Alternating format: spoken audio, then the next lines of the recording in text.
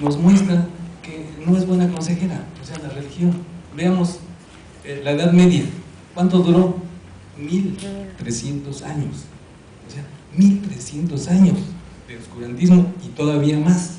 Recuerden que la época de Juárez, siglo XIX, bueno, todavía es una barbaridad lo que sucedió en el siglo antepasado, ¿no? Entonces, por eso es que, digamos, ya está probado una y otra vez.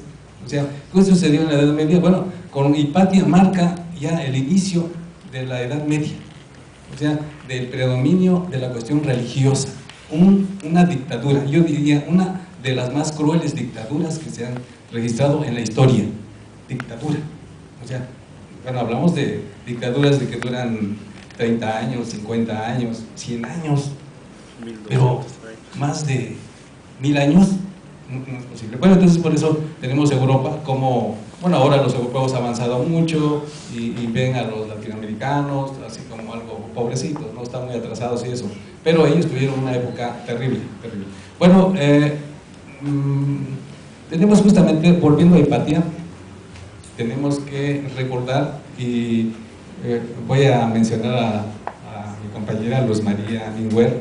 No la hemos aprovechado en todo lo que vale.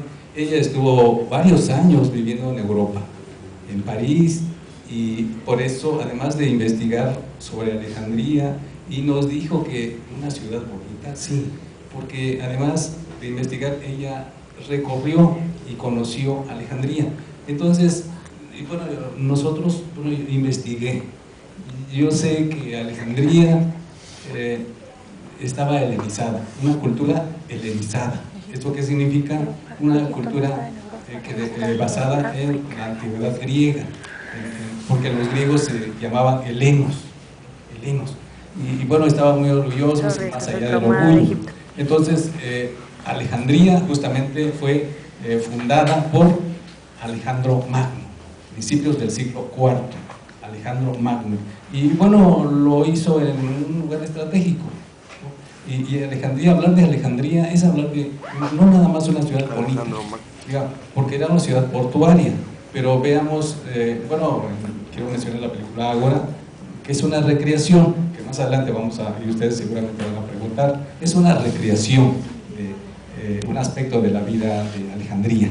No lo tomen como algo que así, porque así son las películas, no, es otro arte. O sea, de la literatura pasa al cine y es una recreación. Bueno, entonces tenemos Alejandría, una ciudad muy bonita. Ya nos hablaba de la biblioteca y justamente la biblioteca varias veces, o sea, ya en la época de Hipatia ya se había quemado una biblioteca. Después de Hipatia hubo una destrucción y después otra destrucción con la invasión europea nuevamente. Y bueno, actualmente Alejandría tiene una biblioteca, una de las bibliotecas más modernas del mundo. Entonces, hablar nada más de la biblioteca de Alejandría es toda una historia. Ahora, la historia de la ciudad hermosa, porque vemos los edificios, justamente por eso la película se llama Ágora, porque era un espacio público muy parecido a como había en Atenas. Bien, entonces, tenemos que entender el mundo de Hipatia. Según los historiadores, Hipatia representa el final de la época clásica griega. Hasta ahí llega todo el predominio que tuvo la Grecia de la antigüedad, la Grecia que todavía seguimos viviendo. El mundo, de hecho, el mundo occidental sigue viviendo el sueño griego, ¿no? Yo le digo a los alumnos, bueno, ¿qué es la democracia? Invento griego. ¿Qué las olimpiadas? Invento griego. El concepto de ciencia, invento griego. La lógica, invento griego. Bueno, una serie de aspectos que tienen que ver con los griegos. La ética, la estética, invento griego.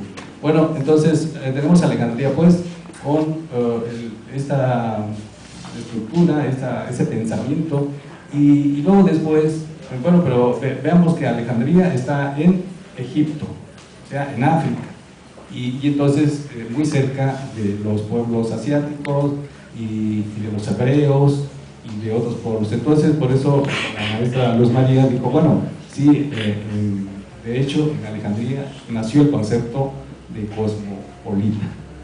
Bien, entonces voy a cederle la palabra a mi compañera Luz María para que sigamos con la vida y obra de Hipátito.